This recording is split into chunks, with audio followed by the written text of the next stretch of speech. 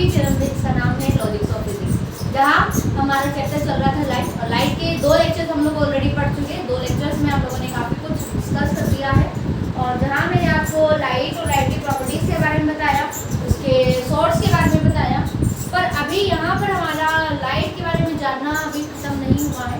इसके बारे में अभी हमें और कुछ बातें करनी है, कुछ टर्म्स हैं जिनको हम बोलते आए हैं पर जिनके बारे में हमें डिटेल में नहीं पता।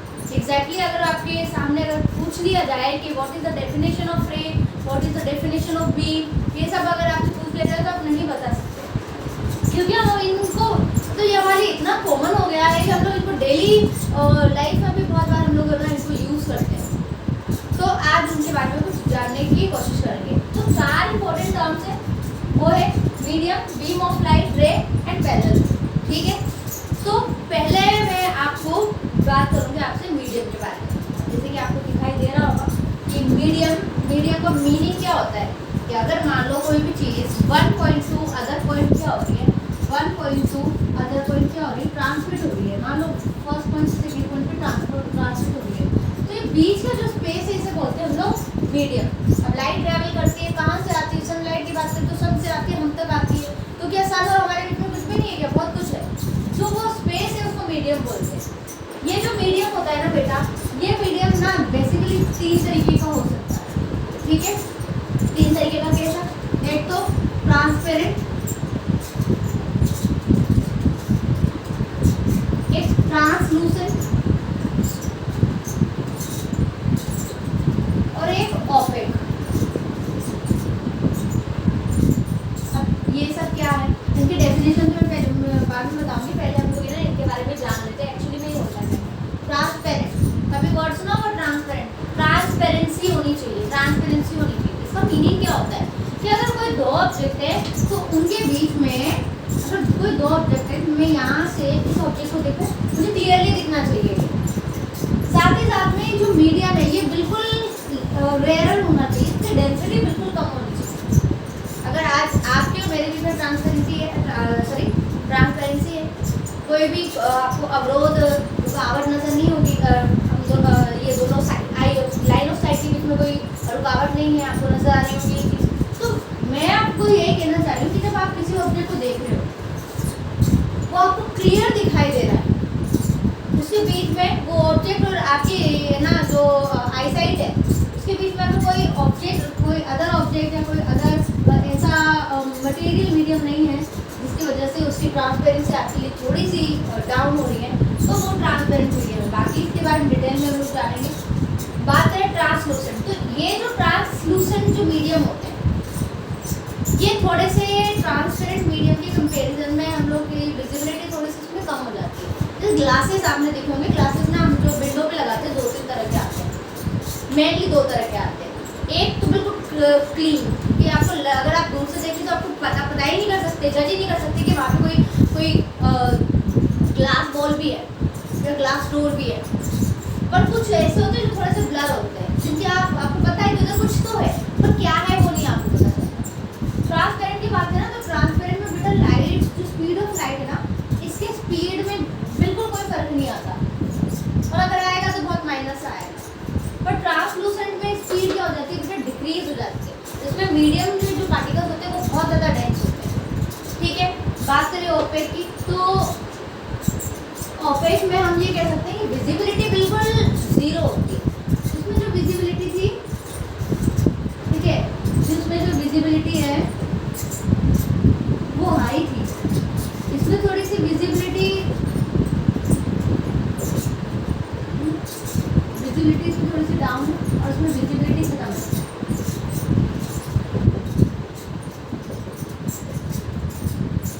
फॉर एग्जाम्पल दिस बोर्ड, इस बोर्ड के पीछे क्या है, क्या आप बता सकते हैं? नहीं, क्या मैं बता सकती हूँ? बिल्कुल नहीं बता सकती। क्यों?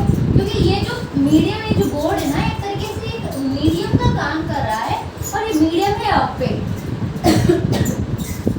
मतलब यहाँ से अगर कोई लाइट रे मैं इस पर इंसिडेंट करवाऊँ तो वो ना बाउंस बैक होके वापस इसी मीडियम में आ जाएगी, पर इसके थ्रू ट्रेवल नहीं करेगी। एक बात अगर मैं बात करूँ लाइट रे के ना पास थ्रू होने के बेसिस पे, तो ट्रांसपेरेंट मीडियम के थ्रू थ्रू इजीली पास हो जाती है हमारे पूरी तरीके से। जितना अमाउंट ऑफ लाइट आपने दिया है उतनी अमाउंट ऑफ लाइट इस मीडियम के थ्रू पास हो जाए, जिसका रिजल्ट हमको मिलता है कि हमें क्लियरली इसका रीजन दिखाई दे रहा है 100%। बात करें ये ट्रांसलूसेंट के केस में पार्शियली हमारी जो लाइट रे है वो उसके थ्रू जा सकती है। हमने अगर 100% लाइट रे इसके थ्रू जाने की कोशिश की उसमें पार्शियली 70% 60% लाइट रे क्या होगी उसके थ्रू जा पाएगी, ठीक है, उसके थ्रू पास हो पाएगी। पर बात करें अगर हम लोग जो ये ओपेक के बारे में, तो ओपेक मीडियम में बिल्कुल भी लाइट मीडियम की ट्रेवल नहीं करती, ठीक है। तो ये बात हुई मीडियम के बारे में। अब बात करें बीम ऑफ लाइट के बारे में। बीम ऑफ लाइट में क्या होगा देखना। एक्चुअली बीम ऑफ लाइट में हम लोग ये कह सकते हैं, सबसे पहले बीम ऑफ लाइट पढ़ने से पहले मैं चाहूँगी आप लाइट रे पढ़ें।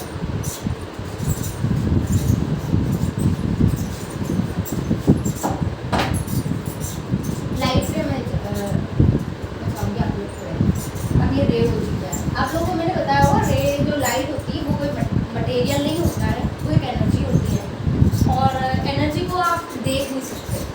तो फिर ये रे कैसे देख पाते हैं? एक्चुअली वो एनर्जी जिस पाथ के थ्रू गुजरती है, जिस पाथ के थ्रू वो गुजरती है वो एनर्जी, वो पाथ हमको विजिबल होता है। और वो जो हम ये कह सकते हैं कि वो जो सबसे छोटी लाइन, सबसे छोटा पाथ ही क्या कहलाता है? आपका रे कहलाता है, या जैसे हम लोग लाइट रे बोलते हैं। और ऐसी लाइट रे का ग्रुप, ऐसे अगर बहुत सारी लाइट रे आ जाए तो उसका ग्रुप कहलाता है बेटा बीम ऑफ लाइट। इसमें होता है ना कि किसी भी मेटल से छोटा पार्टिकल जो होता है वैसे सबसे छोटी एक रे मान लो, वो एक लाइट का पाथ मान लो, उसको हम लोगों ने लाइट रे बोल दिया। क्योंकि ऐसा तो है नहीं कि कोई स्टिक है, कोई थ्रेड है, वो थोड़ी है, वो तो एक पाथ है जो आपको नजर आता है। रे समझ में आ गया, बीम ऑफ लाइट समझ में आ गया। बात है पैरेलल बीम। एक पैरेलल बीम क्या है कि मैंने अगर लाइट रे को इस तरीके से क्या किया, यहाँ पे से इंसिडेंट करवाया, ये वोल्टेज इंसिडेंट करवाया और सारी लाइट रे मतलब सारी जो मान बीम ऑफ लाइट में इंसिडेंट करवा रही है और सारी बीम ऑफ लाइट जो है वो बिल्कुल पैरेलली मूव कर रही है। देखिए आप, पैरेलल का मीनिंग ये होता है कि ना तो आगे जाके ये मिलने वाली है, ना आगे जाके इनके बीच का डिस्टेंस बढ़ने वाला है। इनके बीच का डिस्टेंस, हर लाइट रे के बीच का डिस्टेंस हमेशा बराबर रहने वाला है। तो मुझे लगता है ये सब चीज़ें समझ में आ गई होगी। ये जो रे होती है ना, ये 3 तरीके की होती है, डाइवर्ज, कन्वर्ज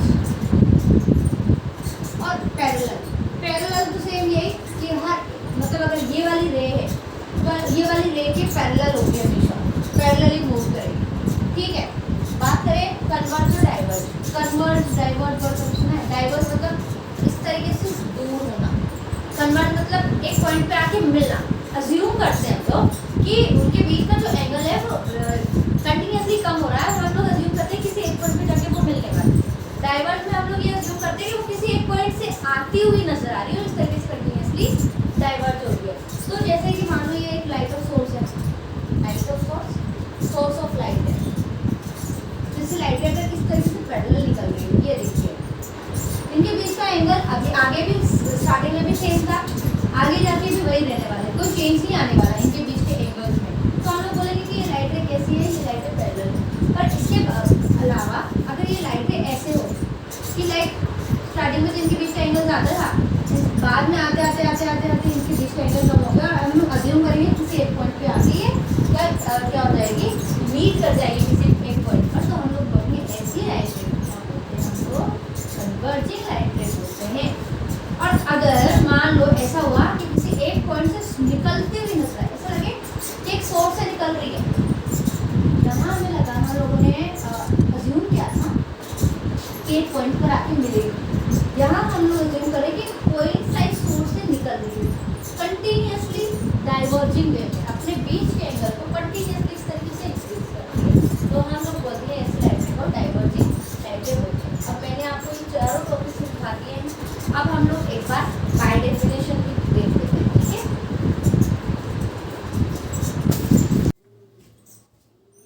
तो ये लीजिए लीजिए, मीडियम के मैंने टाइप्स यहाँ पे मेंशन कर दिए और डेफिनेशन भी मेंशन कर दिए। वैसे हम लोग मीडियम में आपको समझा चुकी हूँ, टाइप्स ऑफ मीडियम भी समझा चुकी हूँ, बट एक बार बाय वर्ड्स भी हम लोग देख लेते हैं। और substance through which light propagate और tends to propagate is called medium of light. भाई अगर लाइट क्या कर रही है, one point to other point अगर मूव कर रही है तो हम लोग उसको कहीं किसी मीडियम के थ्रू ही तो गुजरते हुए अज्यूम करते हैं ना, ठीक है। भले वो मीडियम वैक्यूम ही हो या फिर कोई सॉलिड हो, ठीक है, उससे हमें कोई फर्क नहीं पड़ता, पर हम वो जो बीच वाले स्पेस को मीडियम बोलेंगे।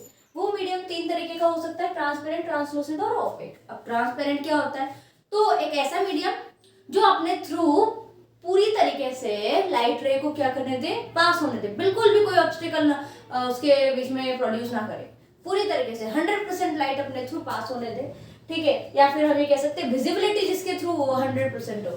The medium that allows light to pass through them is called transparent medium। बोल दिया मैंने, वही बात बोली आपको कि जो पूरी तरीके से जो क्या करे, अलाउ करे लाइट को उनके थ्रू पास होने के लिए। और एग्जांपल में एयर है, ग्लास है, वैक्यूम है, इनमें इनके थ्रू अगर आप अभी लाइट को देखोगे तो 100% वहाँ पे क्या होती है, विजिबिलिटी होती है।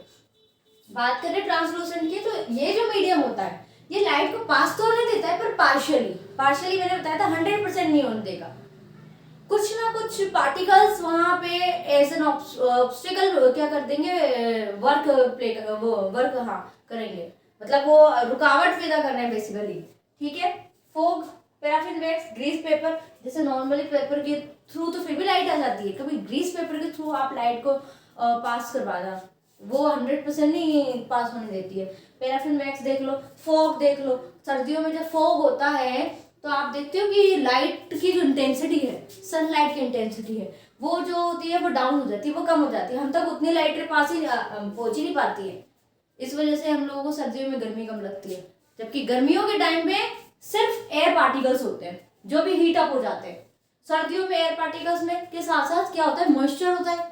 वो मॉइस्चर क्या करता है, वो एक तरीके से एक ड्रॉपलेट्स हम लोग कह सकते हैं, वो मॉइस्चर ड्रॉपलेट होती है, और वो बहुत जब पास में होती है तो वो एक बड़ा सा फॉग और क्लाउड्स वगैरह बना लेते हैं। और जब उन क्लाउड्स और फॉग के थ्रू लाइट आती है तो वो 100% हम तक नहीं पहुंचने देता, वो पार्शियली हम तक लाइट रे पहुंचती है। अब एक ओपेक मीडियम भी देख लेते हैं हम। तो ये लीजिए, ओपेक की डेफिनेशन भी हमने लिख दी है, the body which do not allow light to pass through them, जो लाइट को पूरी तरीके से 100% क्या करते हैं, रेजिस्ट करें, पूरी 1% भी अपने थ्रू लाइट को पास होने ना दे, ऐसा मीडियम ओपेक मीडियम कहलाता है। For example this wall, any book, कुछ भी हो सकता है, ठीक है। कोई भी एक ऐसा मीडियम जिसके थ्रू आप देख नहीं सकते हैं, ठीक है। एग्जाम्पल कुछ भी ले सकते हैं। अब हमारा नेक्स्ट टॉपिक आ गया रे। What is ray? A ray of light is the straight line path along which light travels. एक स्ट्रेट लाइन पाथ है।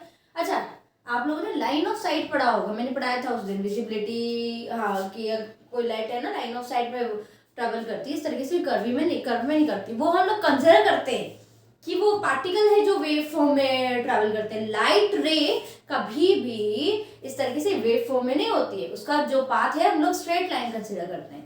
तो स्ट्रेट लाइन पाथ, जब एक लाइट रे एक स्ट्रेट लाइन पाथ के थ्रू जब ट्रेवल करती है तो वो स्ट्रेट लाइन पाथ को हम क्या बोलते हैं, रे बोलते हैं। और रे क्या होती है, कितने तरीके की होती है, 3 तरीके की होती है, कन्वर्जिंग, डाइवर्जिंग और पैरेलल, ठीक है। अब तीनों के डेफिनेशन देख लेते हैं, देन फिर हम लोग बीम ऑफ लाइट पे आते हैं। तो ये रही तीनों डेफिनेशन, कन्वर्जिंग, डाइवर्जिंग और पैरेलल की। अब बहुत बड़ी कोई बात है नहीं, कन्वर्ज मतलब हमेशा याद रखो कि एक मतलब है ना, एक पर्टिकुलर पॉइंट से, अलग अलग पॉइंट से आ रहे हैं और किसी एक पॉइंट पर मीट कर रहे हैं, ठीक है। In which ray of light meets at a particular point, किसी एक पर्टिकुलर पॉइंट पे ये लोग मिल रहे हैं, ठीक है। डाइवर्जिंग में हम लोग रेस को कंसिडर करते हैं कि किसी एक पर्टिकुलर पॉइंट से आ रहे हैं। देखो, इन विच लाइट रे come out from a particular point source, हमें ऐसा लग रहा है कि किसी एक पॉइंट से निकलती हुई नजर आ रही है या नहीं है वो एक अलग बात है, पर हमें ऐसा लगेगा, दिखने में आपको ऐसा लगेगा कंटिन्यूअसली फैल रही है, इस तरीके से स्प्रेड हो रही है, ठीक है। पैरेलल की बात करें तो इनमें लाइट रे जो वो है वो मूव करती है किस तरीके से, पैरेलली, ना तो वो कहीं से किसी पॉइंट से आते हुए नजर आएगी, ना किसी पॉइंट पर मीट होती हुई नजर आएगी, वो हमेशा इस तरीके से पैरेलली मूव करेगी, लगेगा ही नहीं कि कभी कहीं ये लोग मीट भी करने वाली है। डायग्राम देख लो किस तरीके से अलग अलग हम लोग कह सकते हैं एंगल से आई और किसी पर्टिकुलर पॉइंट पे मिली। यहाँ पे देखो किसी एक पर्टिकुलर पॉइंट में हमने कंसीडर कर लिया, मान लो एक सोर्स है, यहाँ से इस तरीके से लाइट रे स्प्रेड हो रही है और इसमें देख लो कि चारों के बीच का एंगल इक्वल है, यहाँ भी इक्वल है और यहाँ भी इक्वल है। भले वो फर्स्ट एंड की बात करें तो स्टार्टिंग में जिस एंड से वो शुरुआत हुई उनका मूवमेंट का, उस पॉइंट पे भी उन सारों के बीच का एंगल इक्वल ही रहेगा। हम लोग ये कह सकते हैं कि हाँ सारे एक दूसरे से पैरेलल हैं, कहीं पे मीट करने का, इंटरसेक्ट करने का कोई चांस नहीं है। ठीक है, अब last topic beam of light complete कर लेते हैं और फिर इस लेक्चर को एंड करते हैं।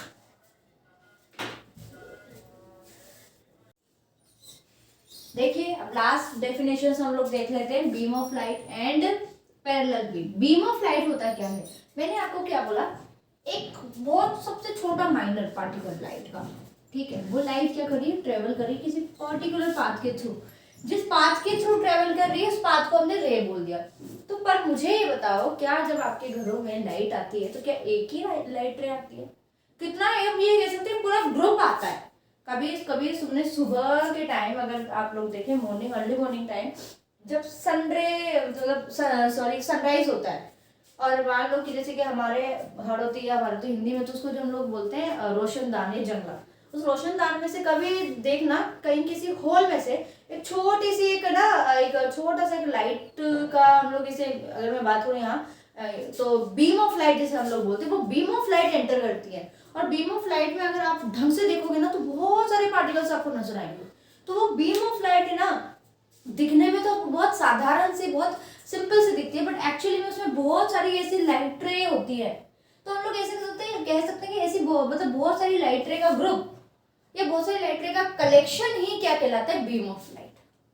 ठीक है, जैसे हम लोग अभी कभी मेले वगैरह में जाते हैं तो एक आता है ना वो लेजर लाइट बोलते हैं, तो वैसे वो लेजर लाइट भी क्या है, वो लेजर लाइट आपको दिखने में वो इतनी सी दिख रही है पर उसके अंदर भी बहुत सारी लाइट रे हैं। ठीक है, अब एक्चुअली वो जो लेजर लाइट होती है ना, वो क्या है कि जो हमारे घरों में नॉर्मली जो सनलाइट होती है, अब सनलाइट जो है उसको तो हम लोग, मैंने अगर बोल दिया कि उसको मैं किसी हॉल के थ्रू में अगर लेके आऊँ, मान लो ये कि कार्डबोर्ड है, इसमें छोटा सा होल कर देती, इस होल के थ्रू क्या हो गया, ये इस तरीके से ग्रुप ऑफ लाइट रे आया, पर ये क्या था, ये बहुत थोड़ा सा ज्यादा था, ये जो लाइट रे है ये थोड़ी ज्यादा है, तो ये इसको हम लोगों ने बोल दिया, क्या बोल दिया इसको हम लोगों ने, बीम ऑफ लाइट बोल दिया। It is the collection of light रे। ठीक है, पर अगर मान लो ये क्या है, ये थोड़ा सा उतना ज्यादा ब्रॉड नहीं है, ठीक है, उतनी ज्यादा रे ऑफ लाइट इसमें नहीं है। जैसे हम लोग जो लेके आते हैं ना मेले में, जैसे वो लेजर लाइट, वो बहुत ज्यादा थिन होती है, आपने अगर कभी देखा हो तो उसको हम लोग पेंसिल ऑफ लाइट बोल देंगे, क्योंकि उसमें नंबर ऑफ कलेक्शन, क्या लाइट रे का जो नंबर ऑफ कलेक्शन है वो कम है। नॉर्मली जो हम लोगों ने अपने रोशनदान के थ्रू जो हमने लाइट रे को गुजारा, उसमें क्या था बेटा, उसमें ज्यादा अमाउंट ऑफ लाइट रे थी, इसलिए उसको बीम बोला हमने। तो if the number of light rays is too small, अगर number of light ray क्या है, ज्यादा कम है, तो such connection is called pencil of light। और हम लोग जो एक्सपेरिमेंट वगैरह करते हैं उसमें पेंसिल ऑफ लाइट का ही यूज करते हैं। कहने को वो क्या बोलते हैं, लाइट रे होती है, पर लाइट रे है ना इतनी ज्यादा थिन होती है कि वो तुम्हें दिखे भी नहीं।